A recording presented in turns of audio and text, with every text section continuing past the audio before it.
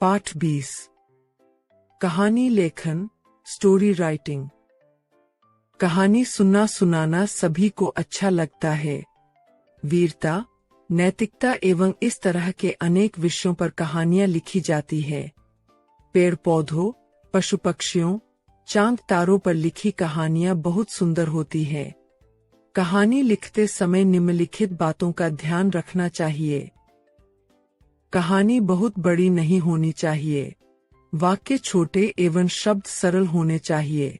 कहानी जिस स्थान पर आधारित हो उसका चित्रण अवश्य होना चाहिए। कहानी का संवाद भी सरल होना चाहिए। कहानी पढ़ते समय ऐसा लगना चाहिए जैसे स्थितियां घटित हो रही हैं। कहानी पूर्ण होनी चाहिए।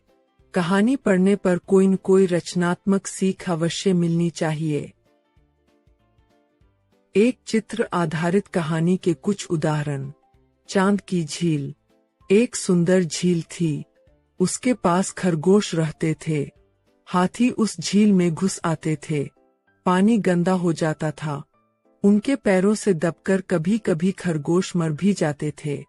एक दिन एक खरगोश हाथी के पास जाकर बोला, आप चांद की झील गंदी कर देते हैं।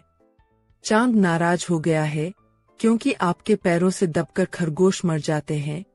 हाथी ने कहा कि ऐसा है तो मैं चांद से मिलना चाहता हूँ। वह खरगोश के साथ रात के समय झील पर गया।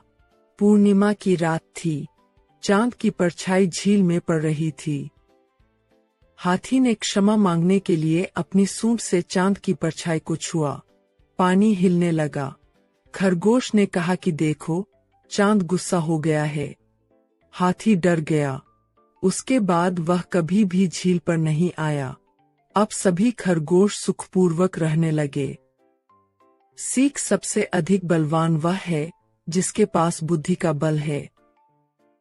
दो संकेत आधारित कहानी के कुछ उदाहरण। संकेत शब्द: ग्वाला, दही, हंस, पीपल, कौआ, चालाक, सीधा साधा, धूर्त, मटका। एक ग्वाला दही बेचने जा रहा था। पेड़ पर बैठे कौए ने उसे देखा। वह दही खाने की योजना बनाने लगा लेकिन उसकी समझ में कुछ नहीं आ रहा था। अचानक उसकी दृष्टि सामने पीपल के पेड़ पर पड़ी। उस पर एक हंस बैठा था।